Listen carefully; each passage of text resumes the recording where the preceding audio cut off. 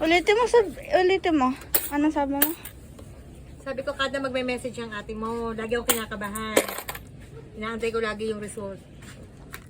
Ano naman natin pasalagi si ate kasi she deserves that. Right? Yes.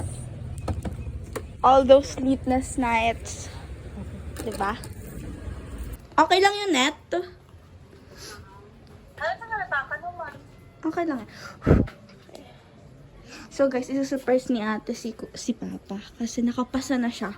So mag-i-intern na siya. I'm so nervous. Pa,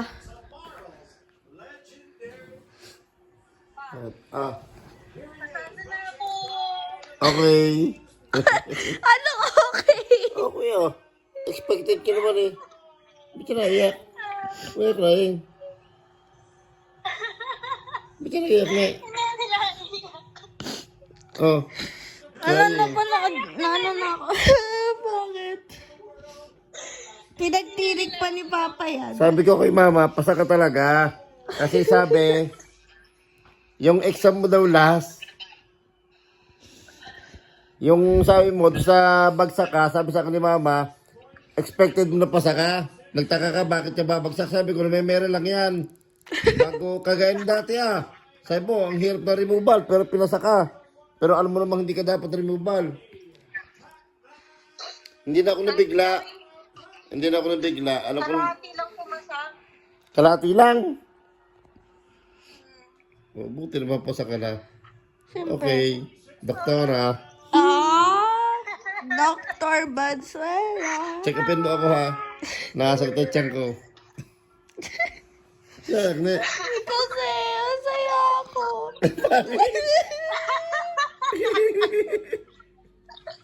Pati ako naiyak tuloy. Tama ko naiyak din ako. Wala. Buha mo. Naiyak ka kasi eh. Yay. Kaya umiyak na, pangit mo pala naiyak ka. Hindi ako talaga yung kamukha. Bye-bye. Tulog muna ako. Okay, thanks God. Thanks again. Bye-bye, ate. Congrats. Si Kuya Buboy, Ano, lalaman na din. nasaan? Ewan ko. Nag-video call kami kanina. Teary-eyed siya, guys. Ha? Teary-eyed. Sino? Ikaw, nag-wipe ka ng tears. Eh, inatok ako eh. Sige, Ang guys. puso pa sa yun ah. Ayun, guys, umiyak si Inay. Pinakita ko yung video sa kanya ni Papa. Umiyak siya. Na ano reaction nyo na nakapasa si ate. Oh,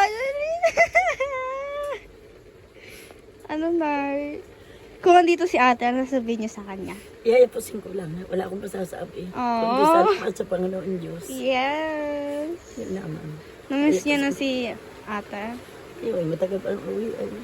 Ayan guys, iyak siya. Kung dito si ate, Diyos ko. Ito mga Mika noon, ako iyak ah. Nung pumunta sa CPA, tanda mo, nagpaarito na sila. Nagpaarito na sila nung gabi ata, ipon-ipon tayong lahat yan. Hindi ko alala yun. Iyak na iyak din ako, balit ka pa eh. Yay! Pasado si ate.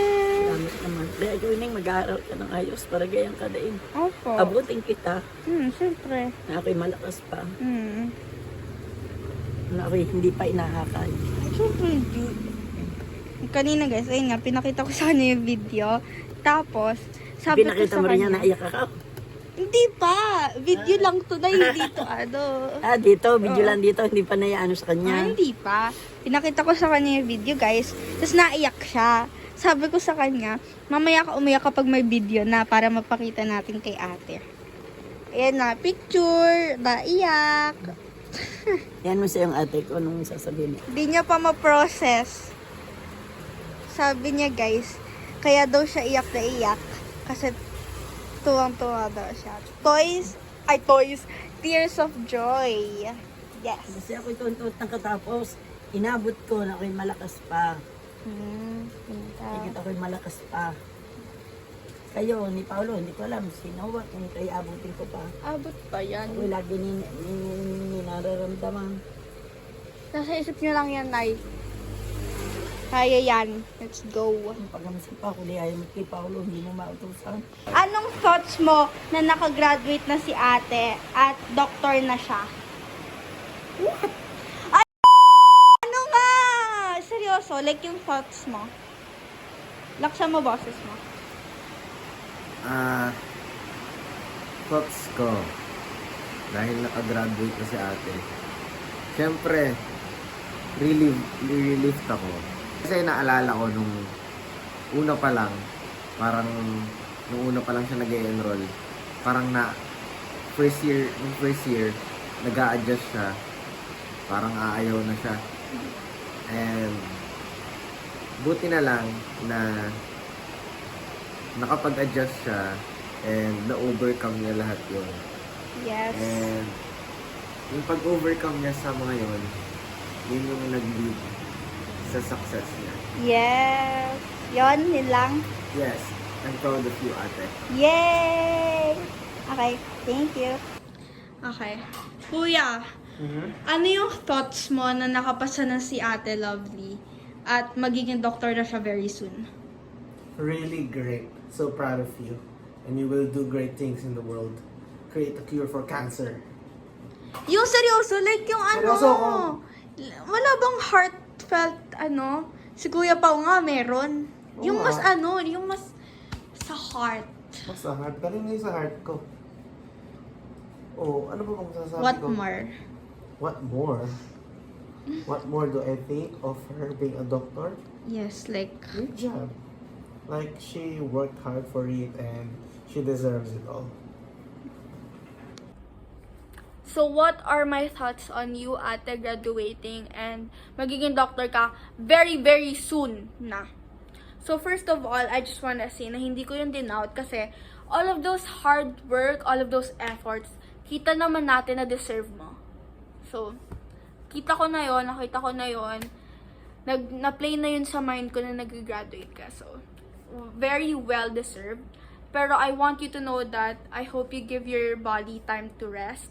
Syempre, your mind din. Kasi, kailangan mo yon para sa mga bar exam, sa mga duty mo pa. And yeah, but first, super duper duper proud ako sa'yo, ate. Kasi nakita namin yung kasi nakita namin na nahirapan ka sa una, yun nga, nahirapan ka mag-adjust from Laguna. Bigla ka pumunta sa Manila para sa studies mo. I know it was hard living alone. Maybe not actually for you, but maybe lang. And syempre sa studies mo, alam ko nahirapan ka doon. But I am very proud of you for just doing this well in life, that well in studies. I hope you know that I mention you in my prayers every night, constantly. So, yeah. I love you so much, ate. I'm very proud of you. I just know that you're gonna grow bigger in life. I love you. Mwah!